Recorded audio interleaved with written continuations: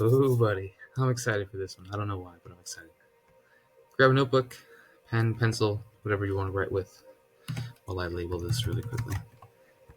This is math from the void, where questions dissolve, answers take form, and anyone who comes in here with an open mind can find their place in the infinite.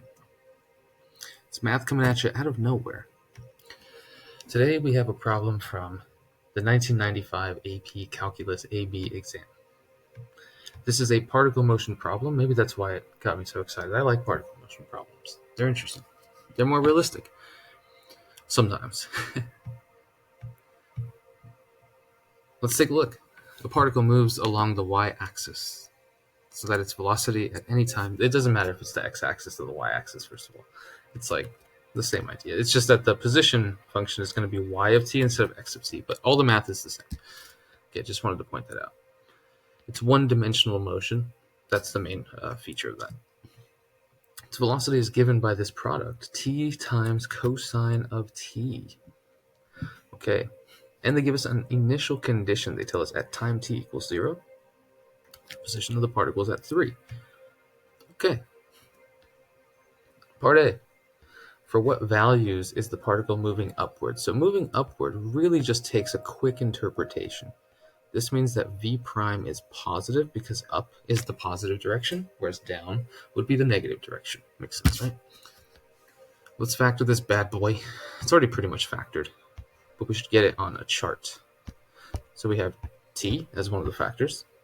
We have cosine of t as one of the factors, and their product makes the velocity v of t. Now, the situation starts at 0, so let's just put 0 here. That's the first number we're going to get, and that makes this one 0. Other than that, it's all positive. Cosine is the finicky one. If we're going from 0 to 5, you should know that that is less than 2 pi. We're not going to go as far as 2 pi. You might wonder, is it more than 3 pi over 2? Not quite. It is a little more than 3 pi over 2. So 3 pi over 2 is basically like 9 over 2. It's a little more, but it's basically like 9 over 2, which is 4.5. So 5 gives us a little bit of wiggle room past that. That being said, let's write the zeros down, everybody. First time cosine is 0, pi over 2. Then again at 3 pi over 2. If you didn't know that, like right away, you got some review to do, buddy. Not messing around here in the void. Now, cosine starts off positively valued, then it's negatively valued between pi over 2 and 3 pi over 2.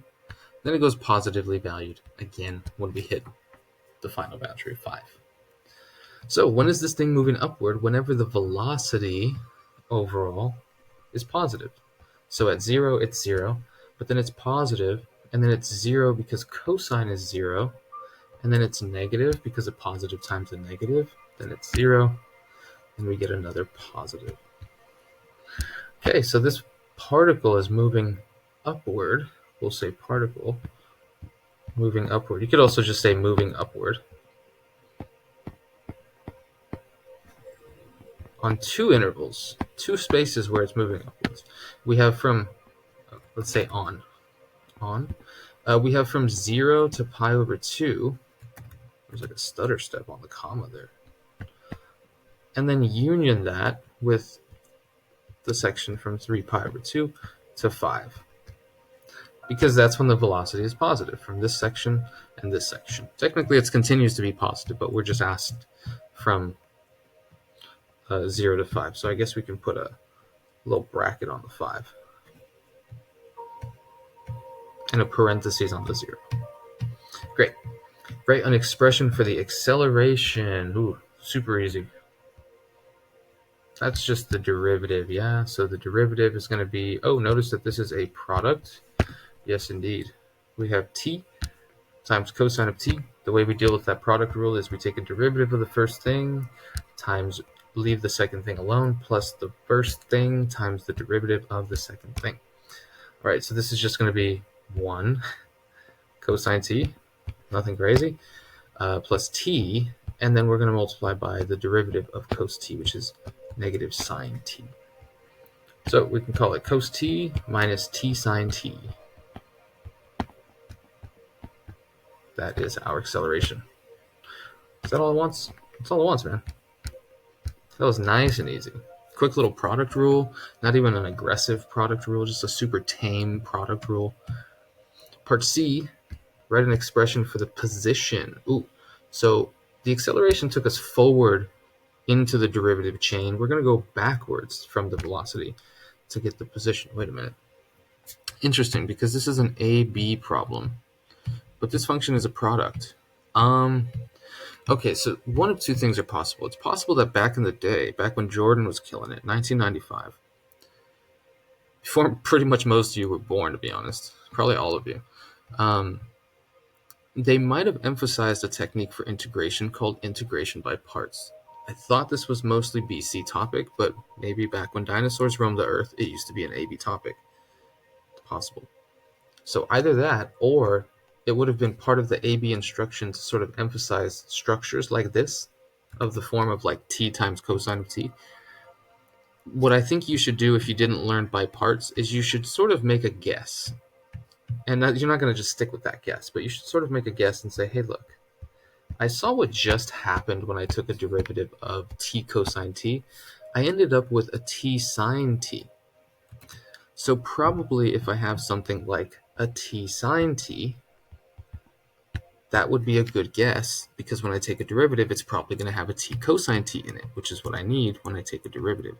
But there might be this extra bit that needs to get removed as well. So let's just take a derivative of this guess. And I would literally write that on my exam, like, guess. This is going to be the product rule. So how do we deal with the product rule? Derivative of the first, leave the second, leave the first, derivative of the second. Not hard at all. So this is just one, not even going to write it, sine of t. Okay, there's our Lone Ranger. Plus leave the t the same, and then take a derivative of sine of t, cosine t. So this is almost what we need. We need t cosine t only. So if we can make there be a minus sine of t, what would that mean y of t needs? And I get that this is just troubleshooting the problem. It's not really using like calc theory, but it is using brute logic, and it makes perfect sense to think about things this way. It's kind of engineering the problem, to be honest. We have to imagine what would turn into negative sine of t. Well, we know it turns into negative sine of t. We just did that derivative. Cosine does. And you should also just know that the derivative of cosine of t is negative sine of t.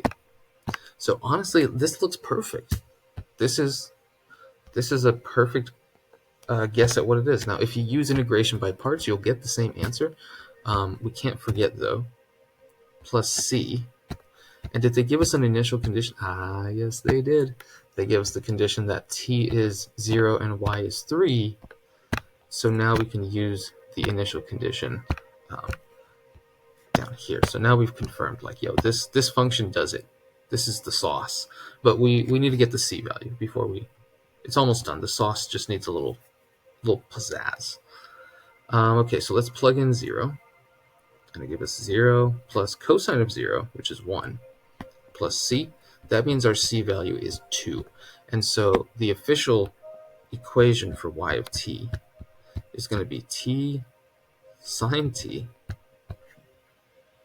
plus cosine of t plus 2. That is our equation. Great. Let's see, part D. I still got that energy, guys. I still got the momentum. I hope you do too. We're making it through. For t is greater than 0, okay, so t can't be 0, find the position of the particle. When do they want to know the position? They need to give us a time. Oh, they tell us a description. The first time that the velocity is 0. Good thing we have our chart. Well, the velocity is 0 at 0, but in this part of the question, it specifically asks when t is greater than 0. So what's the first time that it hits 0, not including t equals 0? That would be here. Ding, ding, ding, at pi over 2. So it just wants the position at pi over 2. So it wants y of, now that we found that time, it wants y of pi over 2.